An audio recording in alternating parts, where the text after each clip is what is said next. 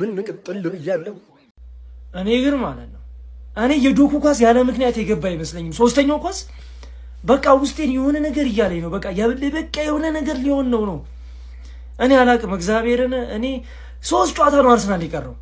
ከሶስቱ እኮ ግዴታ አንዱ መጣል አለበት እኛ ለማለት። ከሶስቱ ደግሞ 2ቱን ካሸነፈ በኋላ እኛ ራሱ 4ቱን ጨዋታችን ቀጥታ ዊን ማድረግ አለብን። እሱ ነው ተስፋ ከዚህ በኋላ ሌትስ ሆፕ ነው በቃ ከዚህ በኋላ አሁንም ድረስ ግን እኔ እስካሁን አይምሮ ላይ ያለው ነገር የዶኩ ኳስ የመጨረሻው ኳስ እኔ ያለ ምክንያት የገባ አይመስለኝም። በቃ እንደዛ ብለን ተስፋ አድርገን መንቀጥል ይችላል። ካልሆነ ይብላው ማን እኔ ወይኔ ታይትል ሬስ ላይ ሆነ አንተ እኔ ጌህ እኮ እግዚአብሔር እንደዚህ አይነት አይሳሳት። እሺ እኔ ምን ብዬ እንደምናገር አላውቅም እግዚአብሔርን።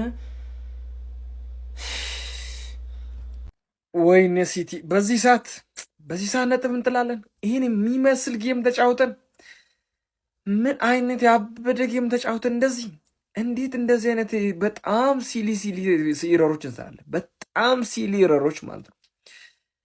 በስመ አብ ዛሬ ኤክስፒሪንስ ገደለን። ስፔሻሊ ተከላካይ መስመራችን ኤክስፒሪንስ ገደለን። ይሄን የመሰለ ጌም ተጫውተን ይሄን መሰለ ተጋድሎ አድርገን ግን ምን ፈልጎ ነጥብ አይደለም የሚያገኝ ነው። ወይኔ የምር ይህን ጌም 3-0 ምናምን ገላለን ብዬ ነበር፣ ግን ከእረፍት እንደተመለስን ይታይ ነበር። ምንም ሪያክት አላደረግንም። ከፋኝም አልደበረኝም። ግን የኛ ተከላካዮች ምንድነው የምትሰሩት?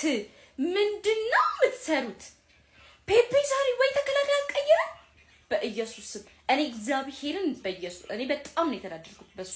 የትላንቱ አርቴታ የኛ የድሮ ፔፔ ነበር። እኔ ዛሬ ፔፔ በቃ አይ ነው አውቃለሁ፣ ግን እሺ ምን ላድርግ? ምን እንሁን? ቢያንስ ኧረ በእግዚአብሔር ቢያንስ አይቆጣቸው? ወይኔ በኢየሱስ አሁን እኮ በቃ ጣልን እኮ ነጥብ ጣልን። እግዚአብሔርን በጎል እንበልጣቸዋለን። ይሁን ግን ነጥብ ጥለናል። እግዚአብሔርን አስቡት። ቢያንስ 2-1 ብንወጣ ራሱ አሪፍ ነበር። እግዚአብሔርን በኢየሱስም በጣም ነው የሚደብረው። ግን ካምፓክት ሰርተናል። ቢሆንም ችግር የለም። በጣም በቃ ብዬ ነበረ። ዶኩ ትችላለህ። በቃ እንዴት እንደወደድኩት እግዚአብሔር።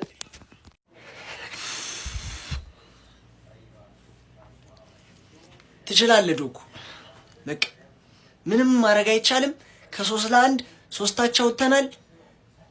አረ ጸሎተኞች በዙ። በእኔ ቴርኖ ባሪ የተባለ ጥቁር ልጅ አሁን ጌ እንደዚህ አይነት ተሳሳታለህ። ታይትል ሬስ ሊሆን ሲጀመር ለበረኛ መመለስ ምን አስፈለገ? ያ ጥቁር ቴርኖ ባሪ የተባለ ልጅ ጸልዮ ገባ መሰለኝ 2 ጎል አገባ። ዶኩም የጸሎት ሰው ነች። አቻ አረገን ባለቀ ሰዓት በግራ እግር እና በቀኝ እግር ኤፍ የሚገራርም አግብቶ ይህንን ጨዋታ ነጥብ ይዘን እንድንወጣ አደረገን። ዶኩ ኮቫቺች ሲቲ ቤት ማለት ነው። ዴብሮይን ከወጣ በኋላ እንደ ኮቫቺች አይነት አቀባይ አሁንም ድረስ የለን። ይሄ እመንም አትመንም። ለማርሙሽ የሰጠው ኳስ ለሃላንድ ሰጥቶ አንድ ከ3-1 1 እንድናገባ አድርጎ 3-2 የመለሰን ብቻ እኔ ምን እንደምል አላውቅም። ኧረ በስመ አብ ደግሞ እያለቃቀሱ ነው ወያሎች ገና ለአቻይ ታውቃለህ ምን አይነት ቅዘናም እንደሆንክ ታውቃለህ። ለምን አጫወተ ዳኛው 3-1 እስኪሆን እዛ ጋር ተኝቶ ስንት ሰዓት ሙሉ በልቶ ሰብስቲቲዩሽን አድር ታይም ላይ አይደል ሲደረግ የነበረው። አልቃሽ አቻን ደስ ብሎ ተቀበል። እሁድ አርሰናል ከዌስትሃም ሽንፈት ነው የምጠብቀው። ሽንፈት ለአርሰናል ማለት እንደዚህ የማይሆን ነገር ይፈጠር የለ እዛም እግር ኳስ ያስመልክተን የሚገራርም ነገር ማለት ነው። ለእግር ኳስ ተመልካች ምርጥ ጨዋታ፣ ለኛ ቃጠሎ። ግን ጄርሚ ዶኩ ትችላለህ። በቃ የታላቁ የማንቸስተር ሲቲ ደጋፊ ማለት ነው አንዳች ብሎ እንዳይከፋ ነገርኩ። አንዳች ብሎ እንዳይከፋ በክለብህ ማለት ነው። ልትኮራ ነው የሚገባው። እግዚአብሔርን ልትኮራ ነው የሚገባው ማለት ነው። ቀና ብለህ ደረት እንደፍተህ ነው ያለብህ። በመዘናጋት የመጣ ጥፋት ማለት ነው ጋይስ። እንዴት አድርገው ደም ሰጥተው እንደመለሱት ማለት ነው። ያን ነጥብ በ3 ነጥብ ነበር ልዩነት የሚሆነው ማለት አሁን በ2 ነጥብ ነው ጋይስ። በ2 ነጥብ ነው ልዩነታችን ማለት እስከ መጨረሻው እንጓዛለን ማለት ነው። አርሰናል ጋር እስከ መጨረሻው ደቂቃ ድረስ ማለት ነው የምንጓዝ ይሆናል። ከሞን ሲቲዘንስ ማንም በክለቡ እንዳያፍር ነገርኳችሁ ማለት ነው። ይህ ነው ወኔ የሚሆነ ክለብ እግዚአብሔርን ከ3-1 መመራት ማለት ነው። 3 ከቅሌት እንሄዳለን እግዚአብሔርን። አሁንም እስከ መጨረሻው እንጓዛለን ብያለሁ። ግን በዚህ ዋንጫውን ተስፋ እንቆርጥ፣ ምክንያቱም ቲሜን አምነዋል። እነሱ ደግሞ ቦትል እንደሚያደርጉት ስለማኑ የማይደረግ ነገር ነው ዛሬ የተሰራው ከመምራት ነው። ያንን ሁላ ጌይና ኩሳኖቭ እኔ ምን እንደምላችሁ አላውቅም። አመቱን ሙሉ ሲወደሱ የነበሩ ተጫዋቾች ዛሬ በዚህ ሰዓት ምን እንደነካቸው አላውቅም። ሲቀጥል ደግሞ እኔ አላውቅም ሮድሪ ከሌለ በቃ ቲሙ እንዴት ግን መቼም ተስፋ አንቆርጥም። ይሄን ነው እስከ መጨረሻው ሰዓት ድረስ እስኪበሉትና እስኪያረጋግጡት ድረስ ተስፋ የሚያቁራጥ የሚባል ነገር የለም። ተስፋ አንቆርጥም። ምክንያቱም አይተነዋል ከ9ም ከ10ም ከ11ም ከ12ም ነጥብ ተመልሰን መተናል። አሁን ፎከስ ማድረግ ያለብን ቀጣዩ ጨዋታችንን ማሸነፍ ላይ ነው። እነሱ 3 ጨዋታ ይቀራቸዋል፣ 4 ጨዋታ ይቀረናል። ማተኮር ያለብን እዛ ላይ ነው። አለቀ። እግዚአብሔር ምስክር መቼም ነው በዚህ ዋንጫ ተስፋ ማልቆርጥ።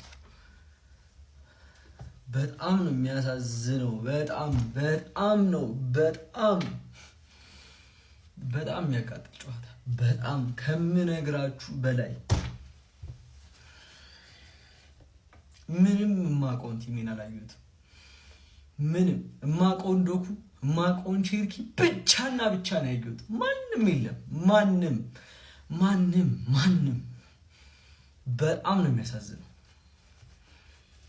እሺ አሁን ምን ብዬ ነው በዶኩ ጎሎች የምደሰተው? ምን ብዬ ነው በዶኩ ጎሎች የምደሰተው?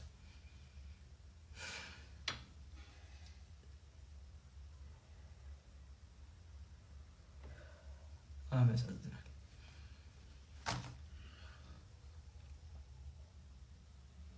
ኮሜንቴ እናንተ ሆነሽ ተደበሩበት።